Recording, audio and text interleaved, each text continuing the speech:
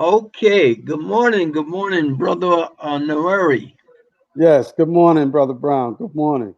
Yes, you we're going to be talking to you this morning about the film you produce using your DNA to find your surname or the tribe or people or an area that you came from in Africa, and you produced the film of that Yeah. that won a prize in its review in was that Ghana, Nigeria, Accra, Ghana. Yes, Accra, Ghana. Can yes. you tell us a little bit about yourself and what stimulated you to do this film? Well, I would first have to say I have to give thanks to you, Brother Brown, for having me on this platform, and the ancestors that brought me forth to even be here. Um, my grandparents, and specifically my mother and my father, who instilled in me a lot of knowledge and insight from an early age. So I have to thank my mother and my father. Um, I think that the idea around the film a few times have come. Well, let me first start by saying, peace and blessings to everyone. My name is Nware Burge. I am from Newark, New Jersey. I'm currently a high school teacher for special education and history. Teach African American history. I'm also an adjunct professor at Keene University in New Jersey. I teach a course called Films of the African World Experience.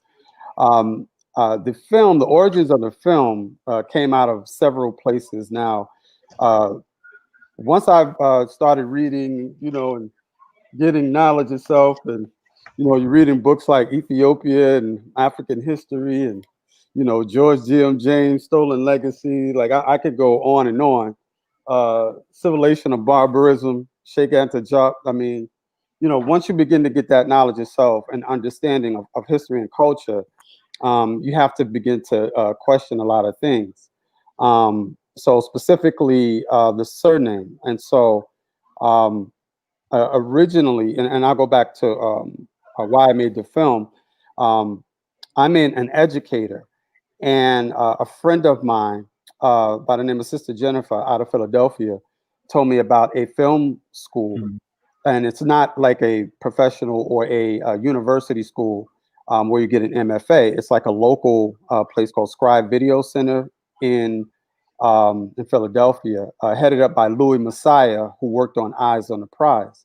And so at this film school, you just are learning to use the camera and some of the editing software. Nothing like major. It's just really basic. And it's a 12-week program where at the 8 to 12 weeks, I can't recall, at the very end of this program, you make a very small 15-minute um, film. It could be a documentary style. It could be um, a fictional story. Any of those type of things. And so um, I learned to use the camera, and then we had a cohort of about 8 people where we would work on each other's films. And so people who've never used cameras before, never used film before, any of this, right? Editing software, none of that. And so uh, at the very end, when they have a film screening for your film, um, people come out and then they give their opinions on it, but they pretty much come to support you, friends and family. So it's a nice gathering. And so all the films were really good, because we were all brand new novices. And like I said earlier, my film was supposed to be about 12 minutes, 15 minutes at the most. And I got permission from the teacher at the time. I don't know. My apologies. His name is escaping me. Uh, who said, and I asked, can it, because it was wound up being 20, 30 minutes, and I needed to put more time more because of the subject matter. And he gave me that permission to do so. So it wound up being about 30 minutes, I believe, the first one, 30, 35 minutes, which is past the line. And so everyone's film went. Mine was last, and Everyone was commended about how well they did on their films, and I had a few people come to me and say, "Hey, this is something that you might see on PBS." And I just thought it was just something I initially wanted to do, just you know, learn to use the camera, create something, and that was it. And someone explained to me, I think at that screening, that you could put it into film festivals, and so I was very unfamiliar with any of this. And so once I started researching film festivals for documentary features, it had to be, I think, the minimum 40 minutes, 45 minutes. I just added time to it the best way that I had learned, and I put it out there. Lo and behold, uh, a couple of festivals I think rejected it, and then Black Star International Film Festival, it was accepted. And so I remember being in Newark at a place called King's. I was eating it, and I felt like uh, I was coming to join Elizabeth. If you remember Red Fox and Fred Sanford and Fred Oh grabbed yeah.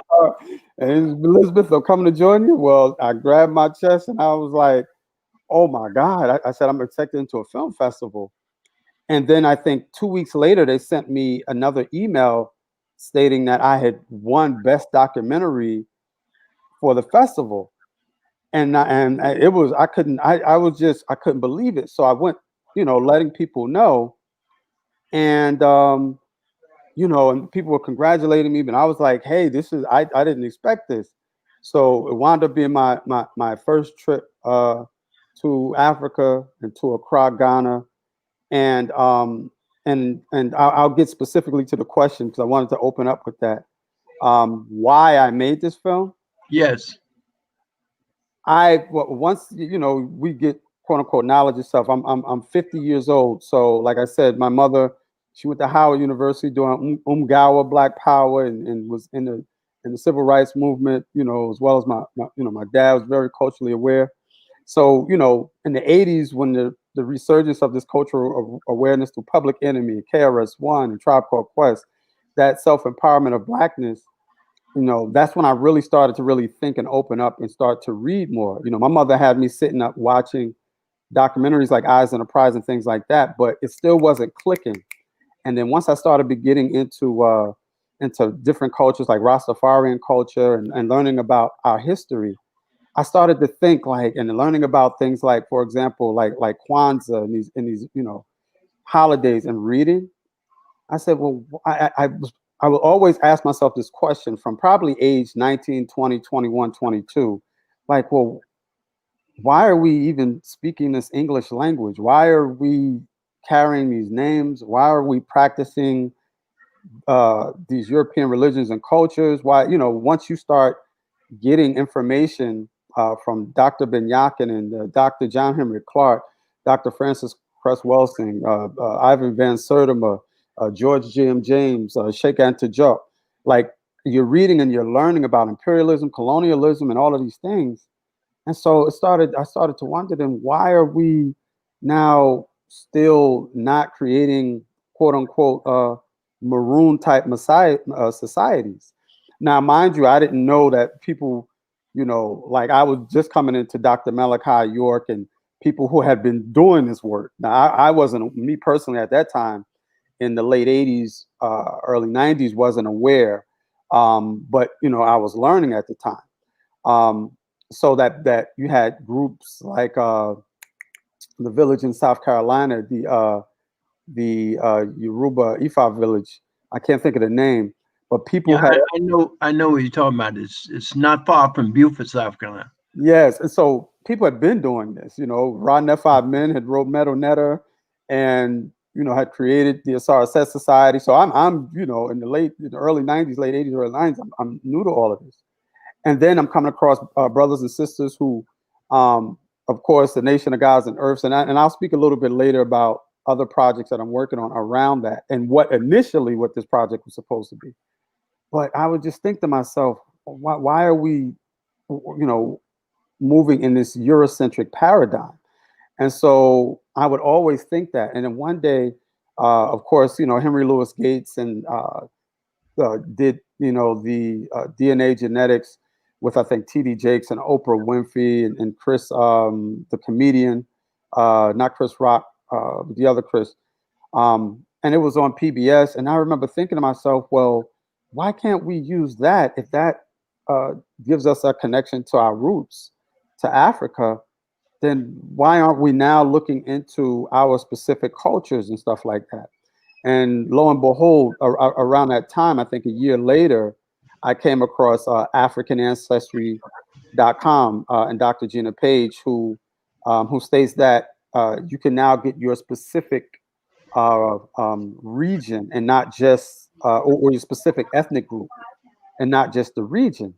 And so that started me to thinking, well, if we can now get at least the region, why don't we use that to now study our culture? Now we understand that there's a myriad of branches in that genetic pool, but the one thing we can't argue is all of a sudden, and there's a brother who has a platform who talks about the DNA, and he often states that if you're locked up in prison for X amount of years and the DNA could get you free, you're not going to stay in jail talking about, hey, I don't trust this DNA. This is, you get that science out of here. That pseudo, I don't believe it, because you have a lot of people who don't trust it and don't believe in it.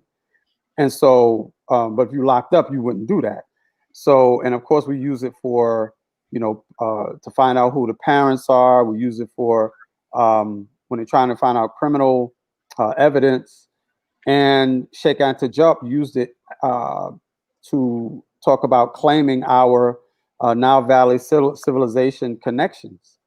And so, if now we're dismissing it, but now we're stating, and it's not only to say that we're affiliated with Nile Valley. We know spiritually that we are, but through science, I believe that Sheikh Anta Diop and others had did the work, along with Anthony Browder, who are doing this excavating to connect us to Nile Valley. And we know that we are, but this is now evidence and proof. So why not use it to for our surname and culture? So instead of carrying, Jackson, Wilson, Smith, Jenkins, O'Neill, Johnson, and Burge, which is my last name. So it's something that I felt was needed. So again, I appreciate you giving me this platform, and I think two specific reasons, other reasons for the film was, one, I was in a college course. I have a bachelor's in liberal studies and political science and a master's degree in education. And one of my master's classes, I had a professor that was doing the icebreaker, if you will. And when you do the icebreaker, you say you do an icebreaker. Everyone, the professor asks everyone to say their name, where they're from, and why they're taking the class. And so, as this professor was going around to each person, asking their name and then where they're from, and et cetera, he was doing the etymology of their surname. And so, if a guy said, white guy, hey, my name is John Zazinski, I'm taking this class because I need it for credits. And he was going, hey, oh, Zazinski, and it's Polish, and the ski, and then he was doing the etymology, and then he was sort of doing that, I noticed, with around the class. And what I noticed was, and I didn't notice this probably until after class or the next day or two, I'm not sure, when I reflected back on it, he was only doing that with the European students in the class or white students in the class, and he didn't do that with anyone black in the class. And it dawned on me what the elephant in the room was. I was like, oh, wow. He was clear on our surnames being of Eurocentric or European ancestry. Now, this is what I assume, and was not doing that. And so if a brother, hey, my name is John Jackson, I'm from LA, and I'm taking this class for, and he's, oh, well, how's LA, John? And that, he wasn't going into the etymology of the surname like he was with the white people in the class. And I don't know if he knew that, or but it was one of these things that clicked with me.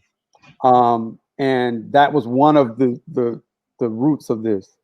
The other root of this, outside of just being wanting to be connected to our to our ancestors and culturally, and not wanting to continue to carry the legacy of the European surnames for generations to come. That's one of the main reasons why I'm putting this idea out here. Is that I don't dismiss people's spiritual systems, like who change their names based off of them being Hebrew Israelite, Muslim, taking Shahada, Ifa, when they're given a name. This is not a slight on that by no means. I'm just adding to the narrative of the idea of it. But and I appreciate you letting me let me speak. There's a book called The Color of Water by James McBride, and he's a New York Times award-winning writer, bestseller.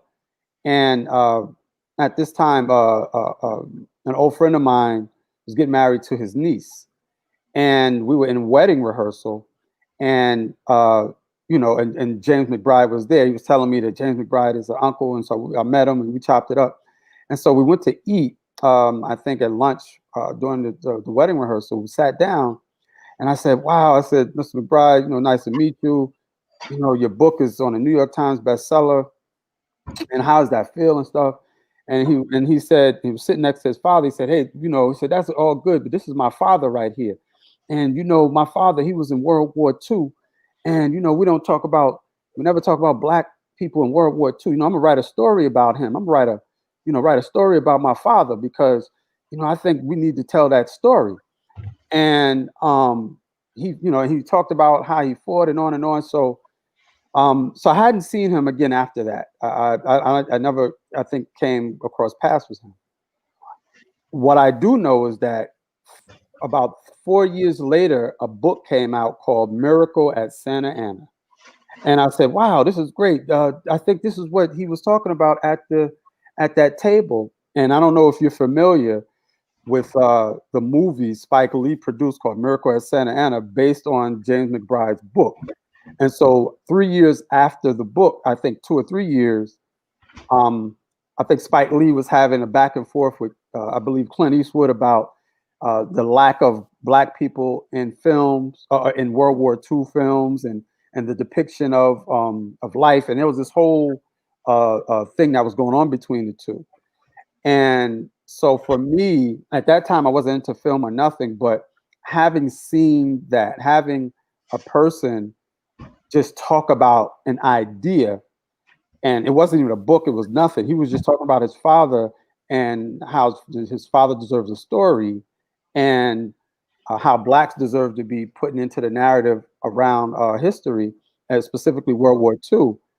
And then I'm going to the movies to see it on the screen. That let me know that was possible. And I wasn't a filmmaker by trade and or anything. So that was a huge thing for me to know that you could actually do that. And then, I've been around entertainment industry and stuff like that, and seen and saw people with ideas. And the next thing you know, it's a full album, or a song, and you hear it. So it kind of gave me the wherewithal to be able to create something.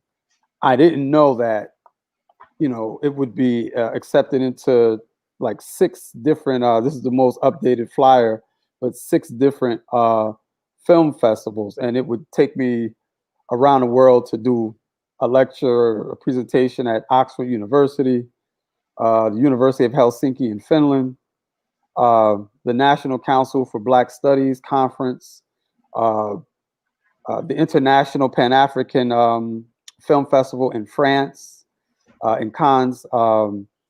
It was nominated for best documentary at the Newark International Film Festival, and it's still not a fully final edit piece, believe it or not, because I didn't, like, when I produced it, like I didn't know anything about film, anything at all, like in regards to editing, um, uh, the do's and don'ts, the legal aspect, none of those things.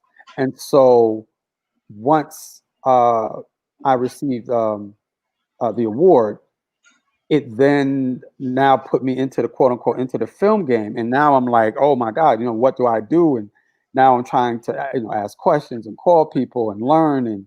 And so right now it's not an official edit to be put out to the public. And so I'm currently working on that now. And because I work full time as an educator and also as a adjunct professor, kind of two positions, and trying to now continue to film, it's tough to now do all of the business around this project and then my other projects to come. But I'm still moving forward on them. So I think my understanding of our story needing to be told, even if I don't get funding or support or all these different things, if I have to do it independently, then that's what I'll do. But if angel investors or grants or funds come to help me, that's fine too. But I'm going to continue to move forward with telling these stories. I would like to do a DNA part two where I because I did my reveal at Keene University with Dr. Gina Page, and once I did that reveal, I want that to be the beginning of part two, where I then go through the process of changing my name and then talking about more aspects of the DNA, not me personally, but geneticists that I've interviewed um, to specifically talk about the DNA tree, how it connects, and how we can actually see what that is instead of more of the emotional feelings around DNA, but the actual science of it. That I personally believe I'm not necessarily qualified to give all the annals and specific details like a geneticist. So so that's what my plan is for part two, and then showing the changing of the name. If I'm going to hyphenate it, or some people say, "Oh, you shouldn't hyphenate it; just change it completely." And and I understand people's feelings around it. But I don't want to, for those like I spoke with the elders in my family, and they were all for it and supporting me. But I know that there is a connection to our surnames um, because of the mapping, if you will, or it being how to connect to our family members. But I will add that I actually went to London to the Society of Genealogy and spoke with some of the people there, and then we did some research there, and then I spoke to a professor at the University of Bristol in Leicester, in England, and I got to see where exactly my surname comes from, and that's another part of the idea around this, to actually show our people that we're one of the only people that carry a surname connected to another ethnic group. And people are going to say, oh, well, imperialism, we don't have those. It's not Nigeria.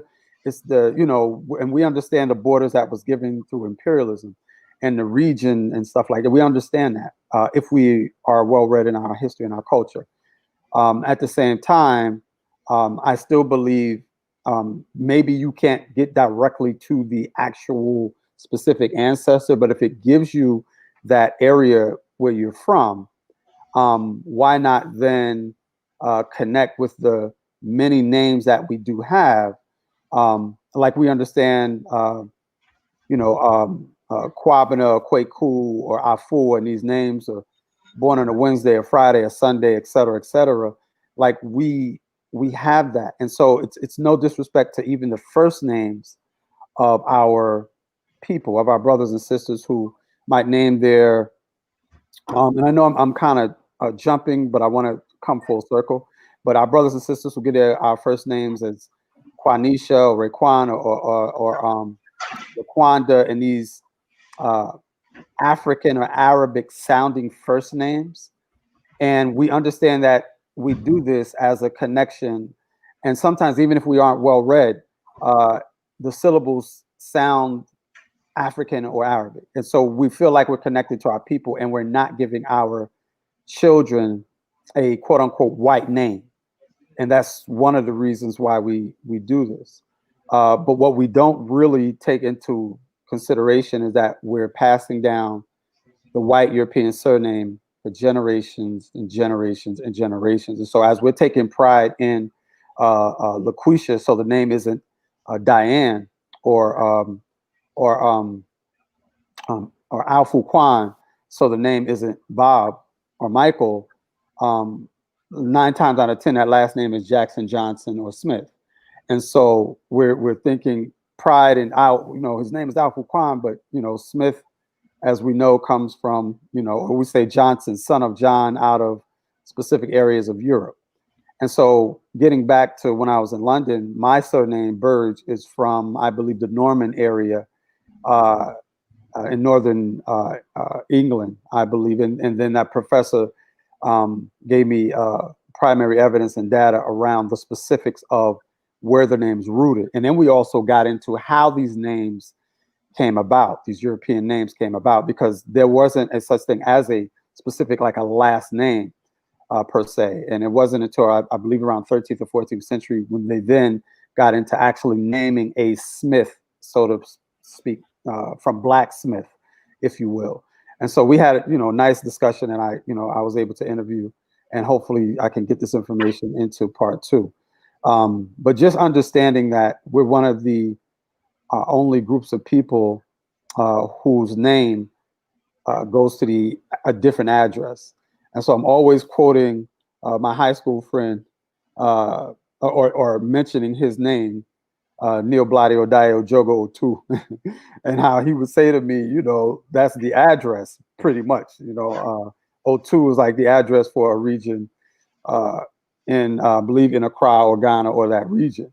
So I think or know that O'Neill, as in Shaquille O'Neal, is going to take us into Ireland, you know, or into that United Kingdom area.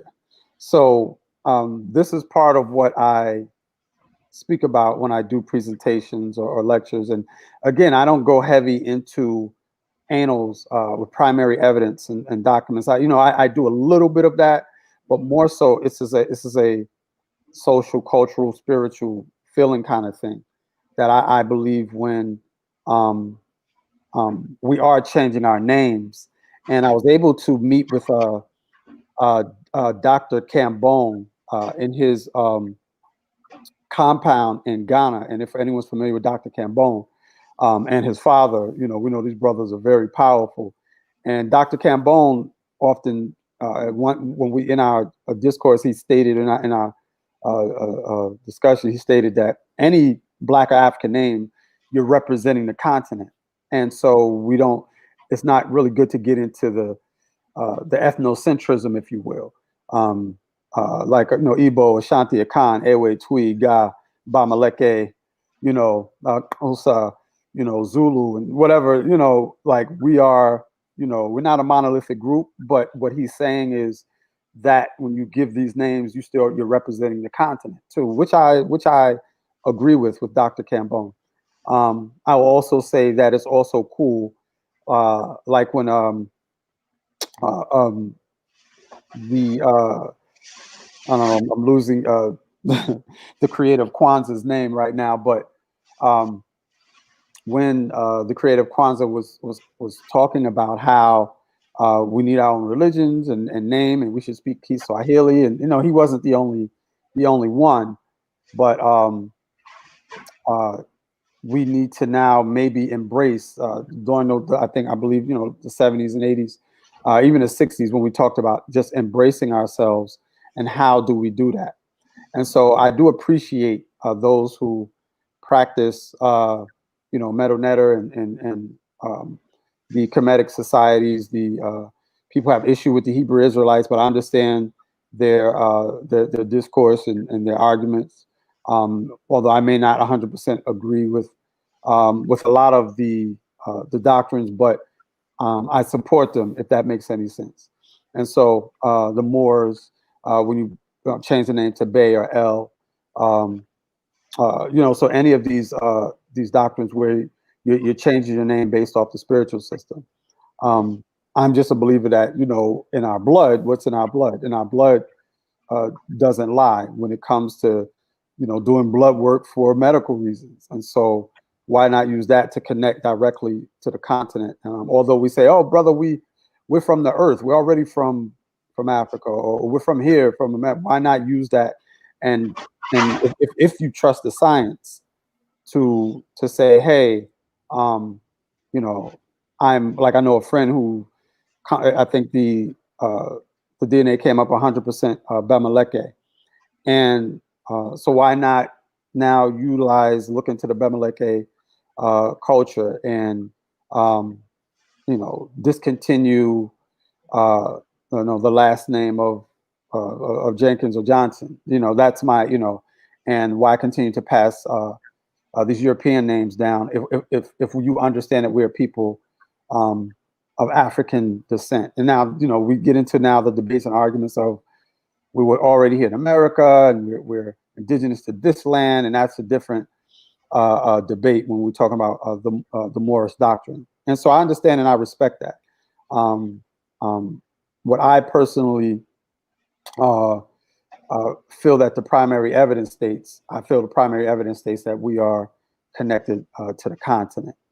And so how else can we do that?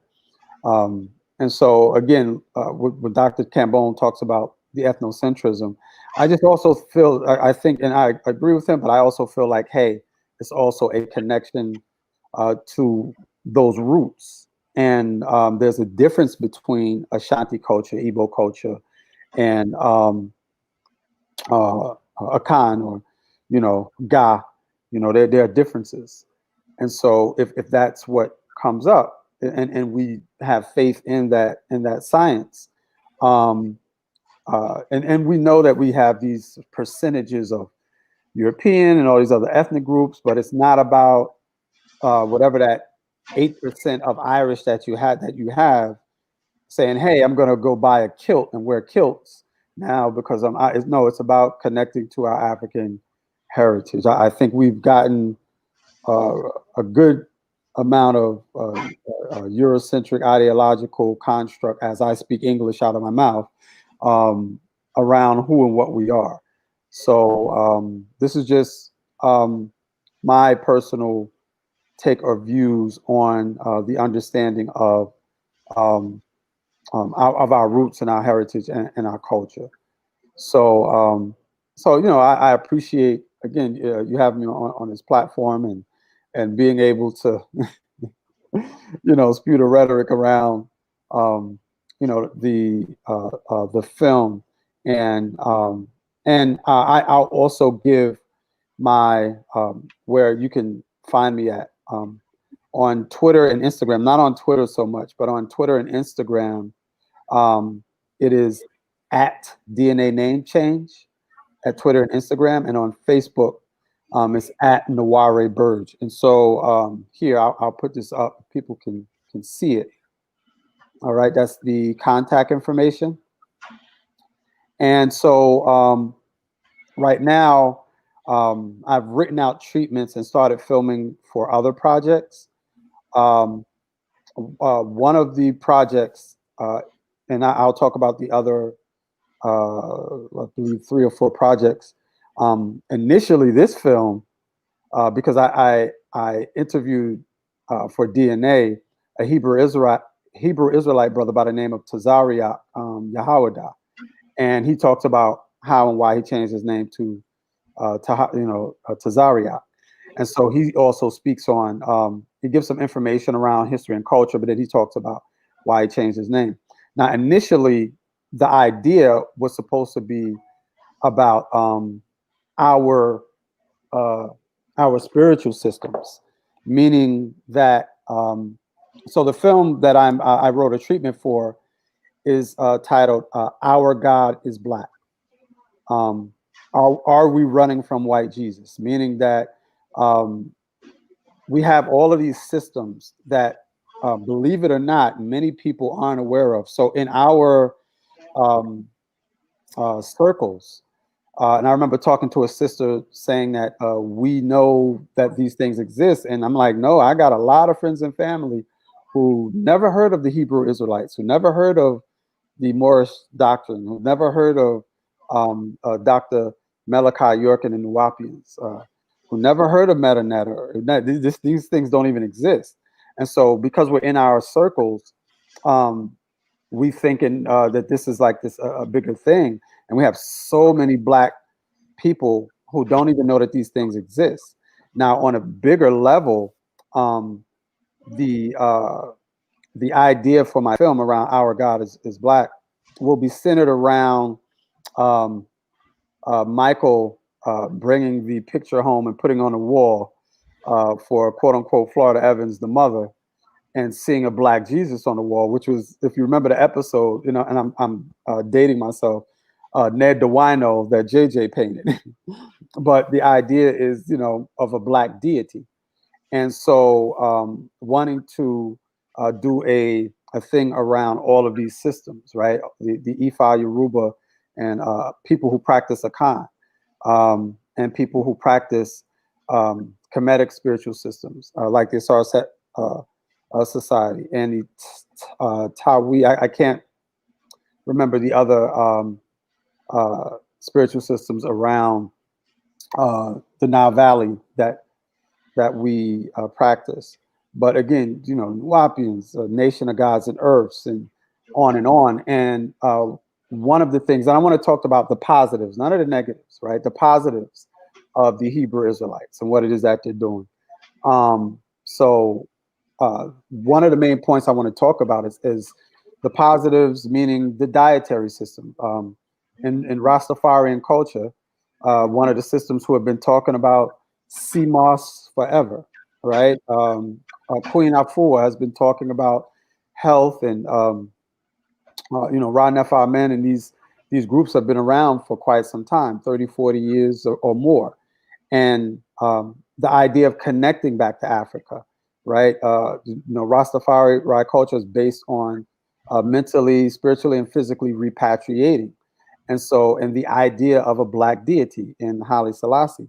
And so, Our God is Black will focus on the idea of a black a deity, and regardless of the spiritual system. But that is the one of the focus. Whether we believe God is the essence or whatever, we see here in America, the physical in the world, the physical manifestation is mostly seen as this white guy with long hair, who people talk about the origins of that picture being drawn by the cousin of the artist uh, who made the picture. I don't know, a lot of theories around that. So, and we understand, regardless of what that is, we've seen that imagery, the imagery on the Sistine Chapel of this, fat white guy touching the clouds or touching another thing, and so in a lot of people's minds, believe it or not, we had a lot of elders and ancestors pass away with that vision of God being, white people or white man. So, and I think we kind of sleep on that. Maybe people in our circles don't, but that is the vision. If you've been to the continent, you see that the imagery all over the place. And if you know that history, and so I think it's a story that needs to be told about, you know, our different systems around the world and around America that understand the higher spirit, and what that imagery and how that imagery affects our spirit and our psyche, no matter what the belief system is. And initially, that's what that started as, but it wound up, the film wound up going more or less in that direction. And so, it's tough because not getting funded, and I'm looking to begin to do, a GoFundMe type of thing, and look for angel investors and to look into grants and stuff. But it's not something that I think uh, we we think about, and I think it's a story that needs to be told. I think one of the other stories that I'm looking into is we're doing one-on-one interviews with athletes from the continent that we don't necessarily see. You see a lot of these brothers and sisters here from the continent that are now embracing themselves in uh, quote unquote American culture and African American culture, believe it or not. So that's something I'm also looking to do. Um, again, a couple of projects on the horizon. Black beaches. There's a lot of beaches around America, and so I've started filming at Sag Harbor in the Hamptons, which is a historical black beach. You have black beaches in Idlewild in Michigan, Manhattan Beach in California, America Beach in Jacksonville, the Gullah Geechee area beaches and stuff, and all of them, of course, Martha's Vineyard, Oak Bluff. So, and the root of the story is the gentrification and losing this land where people wanted to kind of get away to a beach and not be discriminated against, which was happening, of course, now, but really bad back then. Chicken Bone Beach in Atlantic City, New Jersey. So, so I've already started work on that. And again, it's tough with working full time and trying to be your own PR, public relations person, and marketing person. And so, I believe these are stories that need to be talked about. Um, so yeah, so that's pretty much a lot of the work I'm doing. Some people will look at black beaches thinking about, oh, that's the black bourgeoisie, and with the money and the boule and stuff like that. And I don't want to look at it from that lens. I want to look at it as with the gentrification and the discrimination piece of it, um, as opposed to how we feel sometimes as grassroots when we go to these places sometimes. And again, those places were created for our people to have an escape and just enjoy themselves. We look at the history of Azores, Nineveh Beach, and Sag Harbor Hills in the Hamptons. The origins of that comes out of, again, people who are out there working years ago, and families who are able to um, create a maroon village, if you will, and have people like Paul Robeson and the brother who created Black Enterprise has a home out there. And I was just ran into Alan Houston this summer, who I was hoping I could interview, but we'll see how that goes. But the sister um, who owns Sylvia's, and I believe she passed away, B. Smith, also B. Smith, and a lot of people went out there to I believe Richard Wright and people from the Harlem Renaissance went out there to escape, um, to get peace of mind and go by the beach and then be around black people. So these stories need to be told, and even if it isn't on a Netflix platform, I would like to get it on a platform where if it's just YouTube, or I can just get it out to my people, big or small. So again, it's tough, but I hope that people just look at just the ideas around us telling our story with our lens, and that's very important. And I think for me, mostly right now, I'm just kind of looking or hoping to come around funding for these projects. I think another story that needs to be told is fathers wanting to be in their children's lives, and You have a lot of situations where a lot of fathers are not able to be in their lives because of, and wanting women, not men, but women to tell the stories about uh, the importance of fathers in children's lives and stuff like that. And so, and how sometimes um, um, the mothers can keep the fathers out of the children's lives. So, and but the women really to speak on. So, these are things um, that I think have to be stories that have to be told. Um, Everyone's, I believe, is speaking their truth, if you will, and so many different agendas and stories being told. And I think we could tell stories, into the year 5,000, just about this period of time, let alone uh, other stories. And we still need to do uh, uh, epic film features or documentaries about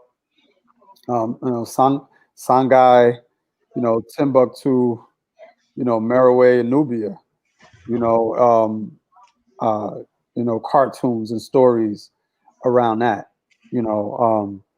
I remember constantly saying, I used to say this all the time, but before even the film Black Panther, um, as you see, Tyler Perry do a lot of films and movies and different things, and I never understood why there wasn't an epic film on Mansa Musa, or I understand documentaries and stories and stuff, but you can have an Angela Bassett and a LeBron James playing a warrior king, or all of these Wesley Snipes playing an elder king, and you know you know Just a little bit.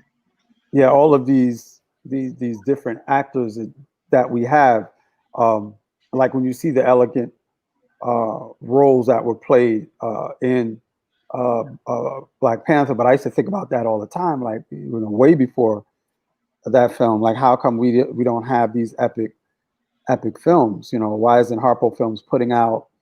Okay, I understand telling our story here and the struggle and things that go on within um, upper middle class blacks and stories after story. But I think blacks in antiquity just hasn't been told, and why aren't funding and resources going into that? And I think we know the answer to that, but I think there needs to be more of that in regards of the imagery. Um, the film that I teach called, or the course that I teach at Keene University called Films of the African World Experience. Of course, I open up with the black and white old Birth of a Nation film, and teaching the students the origins of a lot of the black stereotypes uh, put in these movies. And so I show films like Goodbye, Uncle Tom, The Confederate States of America, the Spook That Sat by the Door, films like this. I open up with a Nile Valley documentary, um, because that's the root of the problem. And what I mean by the root of the problem, like Dr. John Henrik Clarke says, putting the black man back into their rightful place. And if you're teaching um, um, indigenous melanated history in the world, not just America, but in the world, then we are respected in the world. A lot of times we are seen when we go abroad as strictly, and we don't know this until we travel, but a lot of times we're seen, we're polarized as just hip hop figures, or, a lot of times in hip hop, you see a lot of the, you know, some of the degenerate hip hop, and that imagery is really being pushed in our society and abroad. And I don't know how much we really know that imagery. So we could do films and movies and web series on us being lawyers and doctors and all of these things, and we've seen that, like Cosby Show, or A Different World. We've had that, but for whatever reasons, that's people would rather stereotype us in that way here and in the world, and so we need more films and media around um, uh, I believe antiquity, and those stories are very powerful. But like I said in my class, I try to teach, I try to open up with those pyramids and those things, because like I said, like Dr. John Henry Clark said in A Great and Mighty Walk, which is one of the films that I show, uh, that when we understand that history, we understand that culture, and we're put in our rightful place, then we will be respected as such. And so, trying to show those elements to my students, like Confederate States of America. And if anyone hasn't seen that, you can just even go, you can YouTube these films, where Confederate States of America is a mockumentary, which is a what if the Confederacy won the war. And people could say, hey, we're living in that now. You saw what just happened on the Capitol, but um, not to let the cat out the bag with Confederate States of America and people who haven't seen it, but you get into the 90s and they're selling uh, slaves with credit cards, pretty much online. We're still being bought and sold. So, and we are now in a different capacity, but you know, that's what that's about. Where it takes an actual, it's like the way Confederate States of America was written was, let's say you're changing the channel and it just pops, and you stop and you don't see a commercial and you're watching, you think you're watching a real documentary, and then you start to look like what, and then they're basically going from um, so-called emancipation all the way up to modern times and telling history. um, I think decade by decade, if you will, they're telling history from the idea that the Confederacy won, and the North becomes uh, Canada, and black music is in Canada and not in America. So a lot of those things. I even show a film uh, about Zumbi of Palmares or Quilombo, for those who are familiar, um, about maroon societies in Brazil. So, um, so I think uh, those type of stories that we don't know about, um, and it need to be told. I show Tariq Nasheed's 1804 uh, for those who want clarity on uh, what happened during that time, but even how our spiritual systems and channeling Ogun, if you will, help us to fight against our oppressors and defeat them. So you know, I believe it's something that we need to see and understand, and these are the things that aren't taught in in schools. So um, I think this is something that I like. This lane I will plan to stay in for quite some time, and hopefully do polarizing uh, films, and kind of hone my craft around the cinematography element. So that's where I think I lack, because I'm very new at this. But these type of stories allowed me to lecture, because because I have a master's degree and um, may soon be a PhD candidate. I actually decided to do what's called a call for papers, and write and send it in, and because a lot of when you go to a call for papers, it's strictly the paper, and a lot of times people don't have a film, and these universities saw that interesting uh, to have a presentation, but also have a film to show.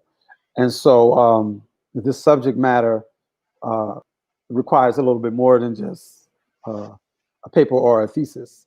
So so that's what I plan to do. Hopefully, these films can facilitate discourse, and we can talk about things that will enhance our history and culture from a real tangible thing. Because we often hear about too much talk and rhetoric and not hands-on stuff needing to be done. And I believe films and media help promote that real um, audio, the audiology and what we visually see, and how that affects um, our minds and what we do socially.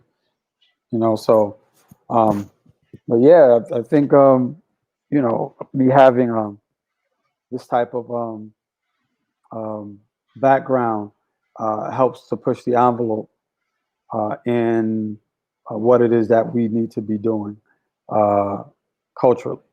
So, um, so yeah, I mean that's pretty much the gist of what it is that I'm doing, and I hope that people are inspired and can a few things that um, maybe that I'm missing in regards to the film, but I'll say that in the documentary film is Dr. Gina Page of African ancestry, um, uh, Dr. Leonard Jeffries, who is a legendary and international scholar from right here in Newark, New Jersey, Senator Kevin Parker, who's a New York State senator and has taught African American history and studies.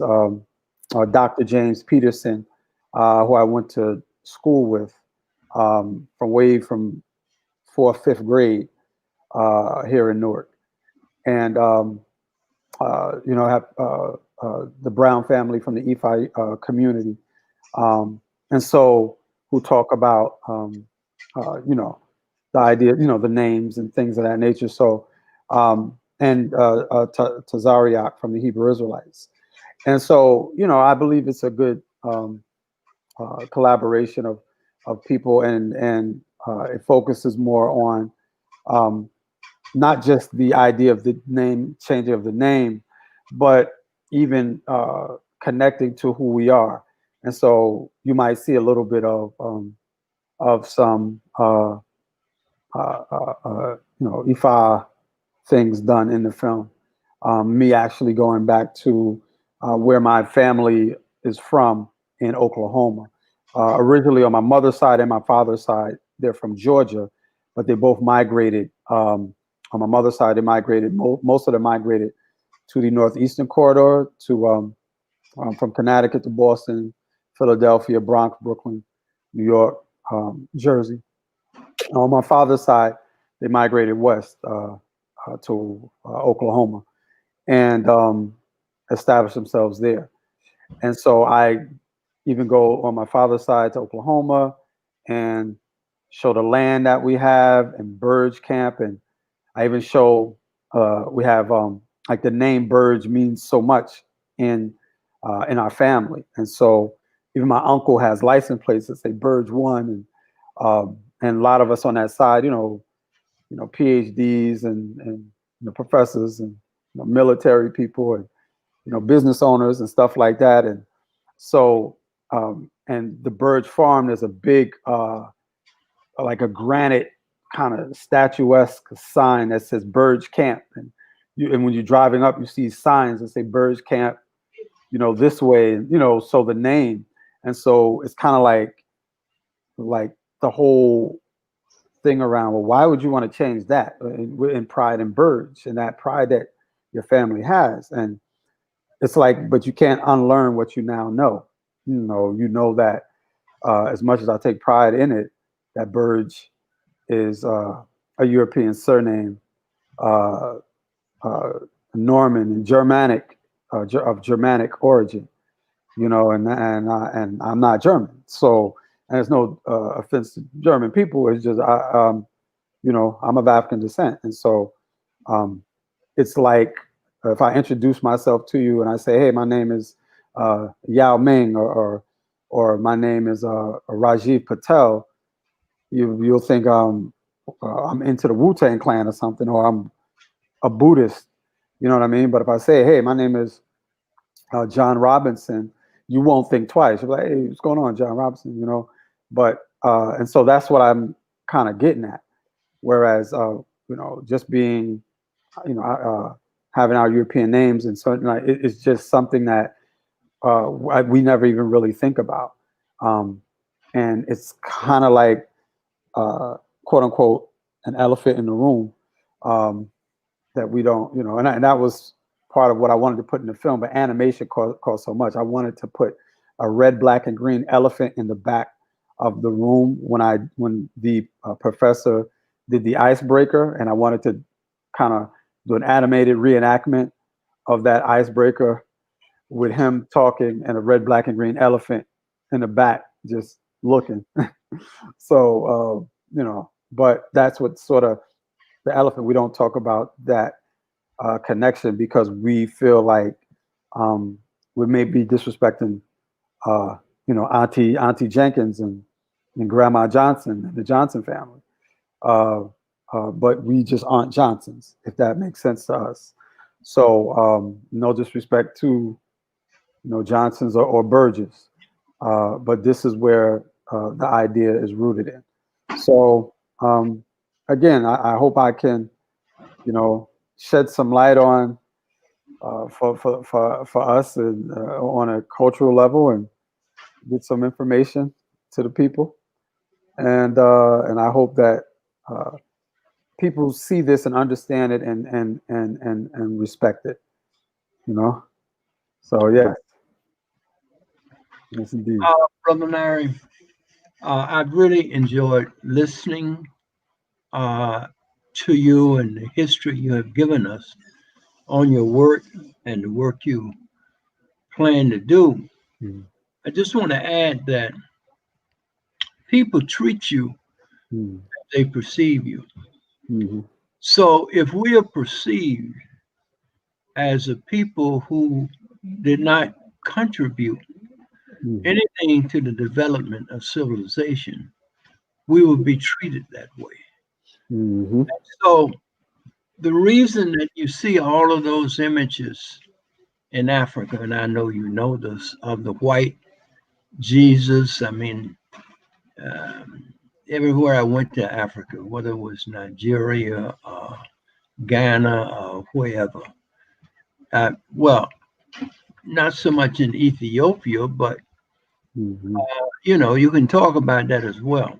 mhm, See the pictures of this white European, and I interviewed a number of Africans, and I asked them the the pictures of this white Christ, this blue-eyed, long-haired white fellow that you done painted on all your buses and so forth. mhm, You believe that's the only begotten Son of God?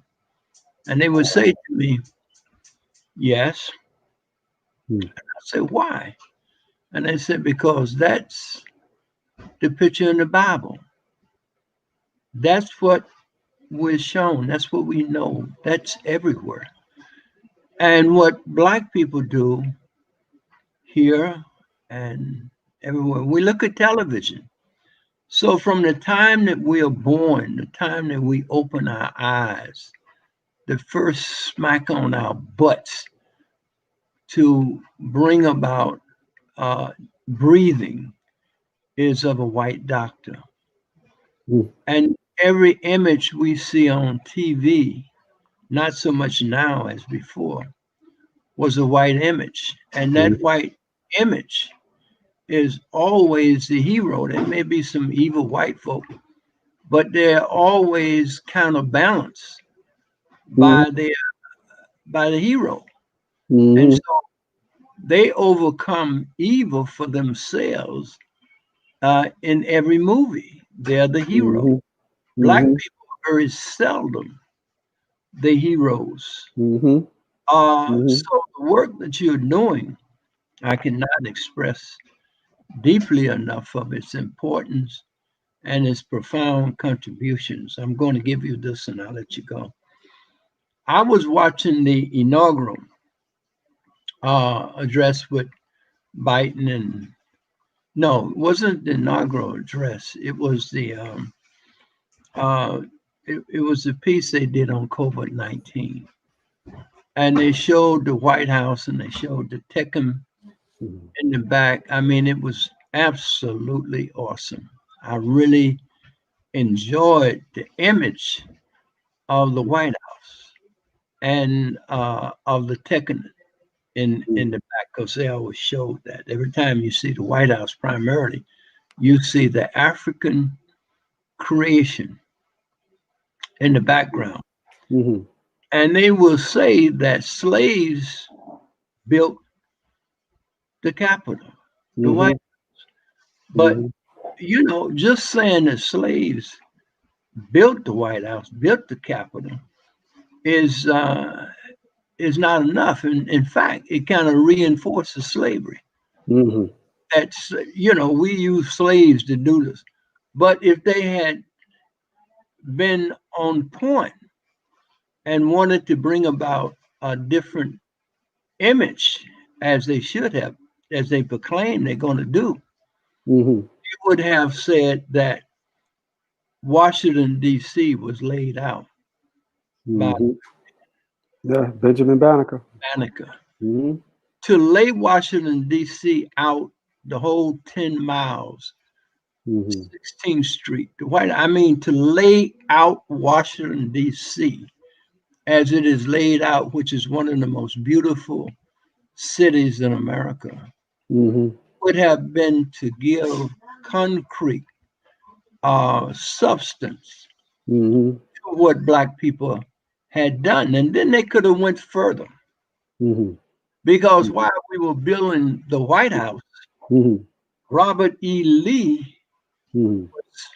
had his capital in Richmond, Virginia. Mhm.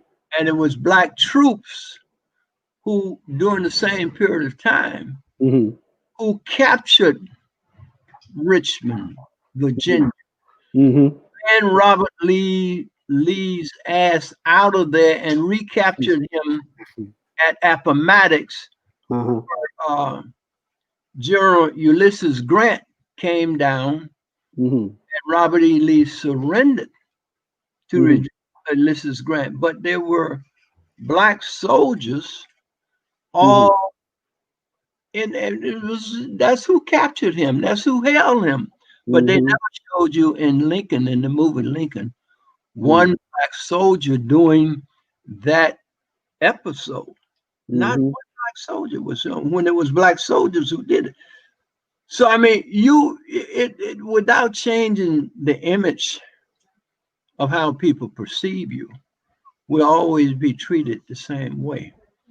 So again, I commend you. I thank you.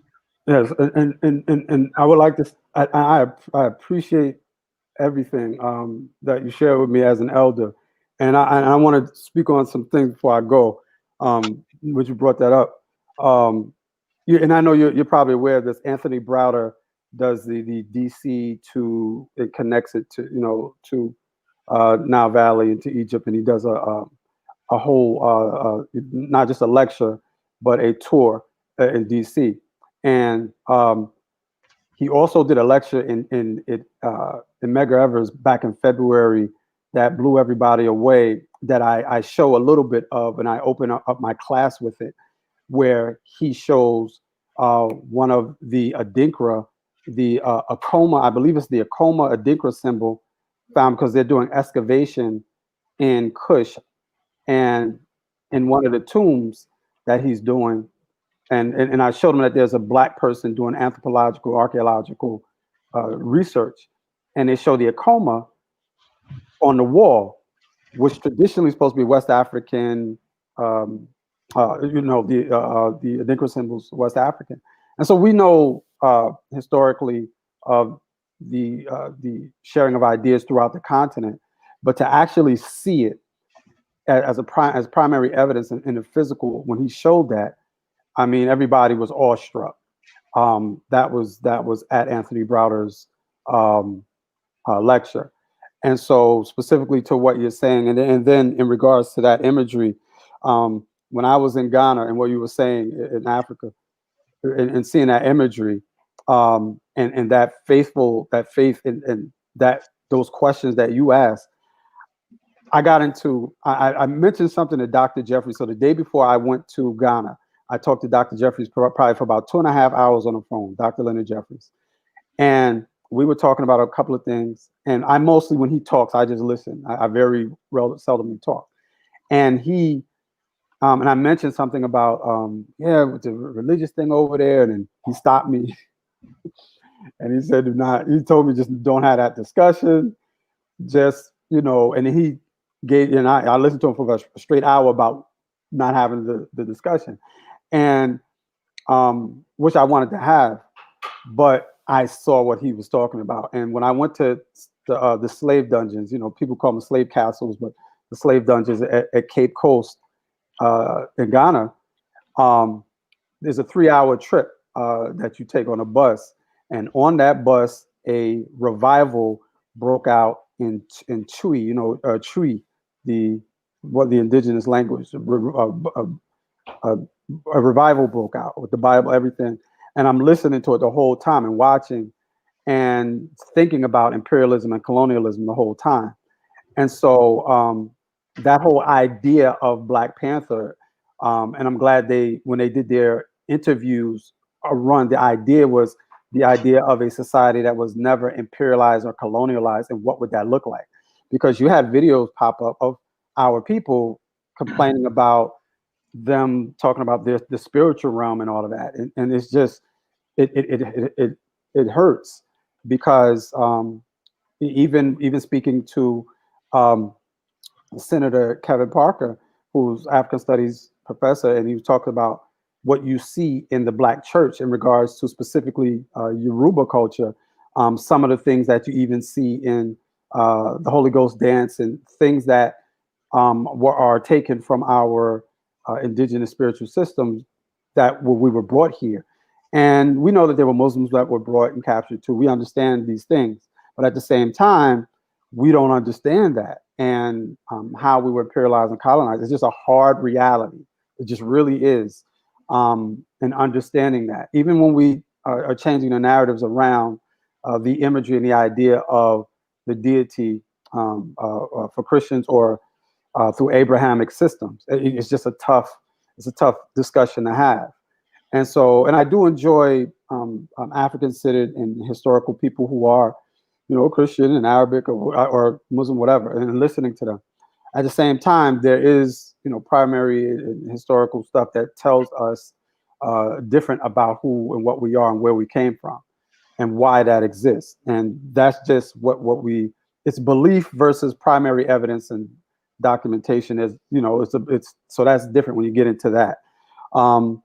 But I appreciate you, and I'm happy to say that I think my last 2 or 3 kids were home births, so they saw Black people when they came out, you know, and the other 2 had Black doctors. It was lucky, to have that. You know what I'm saying? So. But I know what you're saying. I'm 1,000% with you and appreciate you as an elder and the work and the videos on your YouTube site. And I mean, thank you so much for having me and for doing what you've been doing for so long. I really, really appreciate you and what you've brought. So thank you so much.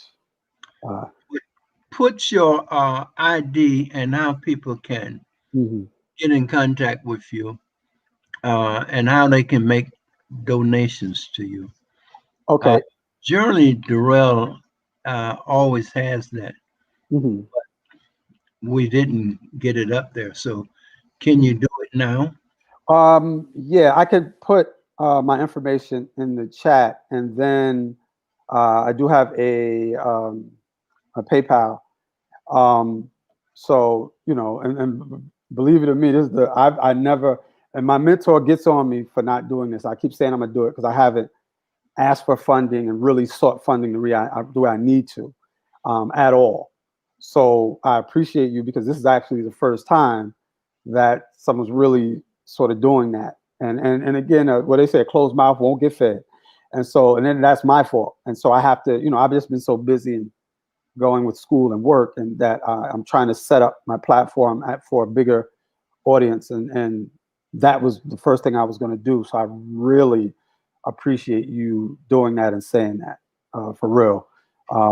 So I'll put in, I guess put in my email that's connected to my PayPal, because right now I don't have anything else specifically set up for funding. Should I put it in the chat on the side where it says Well, private chat? put it in the chat. Yeah. Darrell, are you with me? Darrell? Darrell is our engineer, and he does all this. And I think he has his mic off though. Mm-hmm. So, but let me say this why he's coming on. Okay. We are looking at Biden put together his administration, Yes. and he's put a lot of good people there. Mm-hmm. But one of the primary people that we should be looking at is the Secretary of Education, Mm-hmm. Bessie Mm-hmm. there. But this has to be, our history has to be an intricate part of education, of the educational system. That is the Mm-hmm. only thing that will wipe out this racism, is to Yeah. teach true history of African people. And you've got to have African scholars that is primarily responsible for their own history and the Mm-hmm. teaching. Mm-hmm. So Yes, indeed. Secretary of Education becomes critically important. And that's something, well, even though he's already chose a person for that position, but that's something we really need to focus on. Mm-hmm. So, you know, did you put up? Oh, you're gonna put it in the chat, I'm just Yeah. gonna Yeah. put it in the description. in the description. Yeah, I already have his email. Okay, how do I want people to see it? Oh, I they'll be don't. able to. They'll be able to see it. Okay, Yeah. all right. So it's my email, and then there's the PayPal. Trying to having some issues with my computer right now, and I'm trying to get back on because I'm not able to actually physically see you because I went off of the page and now it's taking all day to come back. Okay, here we go. Oh man, this thing is being slow. All right, there we go. Man, but so I would I'm trying to just the specifics here. Give that to you and log in. All right. So yeah, so it's Nware Burge at gmail.com. So NWAREBURGE at Gmail. And it would just be my first and last name, Nware Burge. PayPal.com. Okay. Uh, Again, this thing I want to is, thank you. It's been a good morning. I've enjoyed talking to you. yes indeed, yes indeed. A lot of information to us, and so we look forward to another chat very soon. Um, there's one thing I wanted to ask you, and I'll go ahead and ask you. Um, have you felt any of the impact that Africans have on the continent Mhm. in learning through your DNA, learning that you are bloodline with one of the tribes, with the people there, and how do they react? They love it. I don't know if I've had enough real dialogue around it with West Africans there. but they did love it. Now, and they I believe that it depends on how you're educated. This has always been my take on this. If you begin to get knowledge of self in regards to our scholars and that specific information from the Dr. Leonard Jeffries, and you're reading information around Dr. Ben Yakinen and Dr. John Henrik Clark and on and on. Marimba Ani, Dr. James Conyers, who brought me into King University, is close friends with Dr. Marimba Ani, who came under Dr. Malefi Asante, chair of Temple University. But I'm saying all that to say, when even speaking to Dr. Conyers, we have these conversations all the time. And it depends on how you're educated. And what I've noticed is with Africans and West Indians, African Americans, you can very well be on a right-wing conservative mentality connecting to Trump, or you could be you could be from West Africa and have been read on Dr. Clark and Dr. Ben, et cetera, et cetera. And those who haven't been, because we are, the world is a working class society, so many of us don't really get to read. This is across the board. And this is my personal views on this. Who don't really get to read and get that type of primary evidence and information and documentation and that kind of stuff. So it depends on who you're talking to. When I did do a screening at the Logo House in Ghana, in the film, I had some, like I mentioned, we were throwing the fruit into the water, something that we do and something that's practiced in traditions and, specifically Ifa and et cetera, right? And at the very end of the film, you had some Africans asking some people from Ghana, specifically in Accra, and they were questioning that specific scene. And they said that they liked the film, but they went right to that scene. Now, obviously, they were Christian, right? And I didn't pick up on it right away as I'm listening, but another brother from Ghana did. And he, and I didn't, as I'm listening to the banter between them, it wasn't angry banter, but it was banter back and forth. And that gentleman just so happened to work with this brother by the name of Blitz the Ambassador, who did Black is King and The Burial of Kojo. If anybody looked at The Burial of Kojo, a movie from Ghana, and Black is King was done by, again, a lot of that was done by Blitz the Ambassador. And now he's working on, I think, Oprah Winfrey's old movie, I think The Color Purple. So he's given a lot of praise from Quincy Jones and Steven Spielberg and Oprah Winfrey. Now he's working on that. But this brother worked with, he was, I think he helped to produce The Burial of Kojo. And I didn't know any of this at that time, though. And he was basically getting on them because he realized what they were doing. But this brother had been removing himself from what he thought he already knew about spirituality, society, culture, history, and all that kind of stuff, and started to read and started to learn. And he was telling me that, and he was addressing what they were dealing with. And so, and I didn't know that at the time. All I knew was I didn't want nothing to, to go down and break down, while I'm giving this, showing my film, and then, speaking on, and I didn't speak about that. They asked a question. So I think that it depends on the individual. And again, racism, white, so-called white supremacy, imperialism, and colonialism controls the mind. Even the cognition of when you speak English is controlling how you frame your thoughts.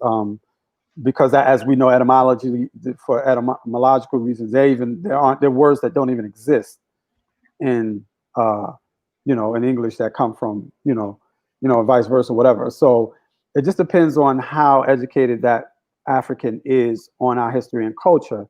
And African is a monolithic term, wherever they're from, because there's a lot of ethnocentrism there. And so they're more into their ethnic group and what their group is. But This depends on who you ask. And if I'm speaking to someone who had been, because I know Ghanaians here that know Black history and culture and have changed based off of now what they know and learn. And so I think that depends on who you ask. But they are happy with me connecting to the continent. The ones that I've talked to, the ones that came to the film and spoke to me about the film, and but the thing is, they aren't educated on a lot of what it is that we know. And what I'm saying is, um, uh, the story around Fela Kuti and Mariam Makeba and Hugh Masekela, they often tell stories, and Kwame Nkrumah, of them coming to America and then getting more invigorated from having maybe a relationship with a significant other, or learning, you know, a new understanding of the Black experience. And I'm not taking anything away from the continent and how they understand things, right? And how powerful their writers are, and Sheikh Anta and these people. At the same time, and if you know Fela's story, and even the play even talks about him connecting with a sister from Oakland who was a Black Panther and becoming, more of Fela. And I believe the same with Mariam Makeba and Hugh Masekela. So again, it's how they understand, how they've been educated around understanding the Black diaspora, historicalness, and then having that pride in that. Because if they don't even, some, and you hear this before, some West Africans will see you as a different kind of thing. And the terms, some people say a kata, and these different terms that some people say that they may have for us, when seeing us as the other and not in a Pan-Africanist thing. And I understand that. I'm very clear on those who don't connect and those who do. But once West Africans, and in that triangle, Caribbeans, West Africans, et cetera, because we do understand, even Garvey and some of our scholars, Walter Rodney and those from the Caribbean and stuff. Harry Belafonte is from the Caribbean. Farrakhan is from the Caribbean. So, but when you understand that idea of Blackness and what that means, we're not monolithic, but like Dr. Cambona and I talked about, under so-called white supremacy, we do need to see each other under that melanated, whatever the names we want to give ourselves, indigenous, melanated, Black, African, whatever. We know that we're being oppressed off of these, these medical white pseudoscience, from Johann Blumenbach creating the pyramid and these race, and the phrenology, measuring cranial sizes, and we're still dealing with that, and I know I went along, and you allowed me to talk, and all my friends that know me, if they see this, they know I get long-winded, but you're still dealing with European feudalism when you're seeing the capital heist, so to speak. So when you see them bombarding the capital, you're seeing European feudalism. If you know what feudalism is, not you, Brother Brown, but for those who may be listening, feudalism in Europe, you're still seeing this separation of church and state, and those different periods,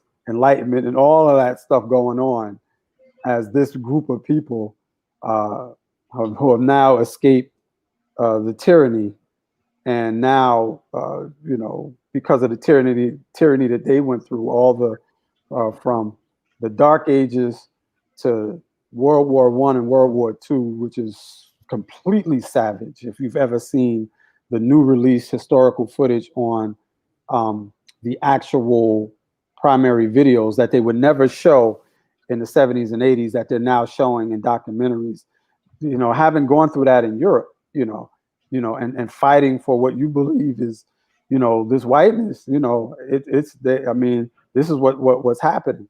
You're seeing all of that come from, Dark Ages to feudalism to, the immigrant movement here, to all of it, full circle on that Capitol 2 weeks ago. So there's more than just, Kamala Harris and Obama. So for those who know and understand things in a historical context. So, yes, it depends on who you ask, Brother Brown. No, I was people who comment are African. in terms of a proclamation that is made by the Democratic Party, Mm-hmm. and Biden in particular, Yeah. to attack racism. Mm-hmm. And why you got the entire world watching you, Mm-hmm. you understand that imagery is critical. Mm-hmm.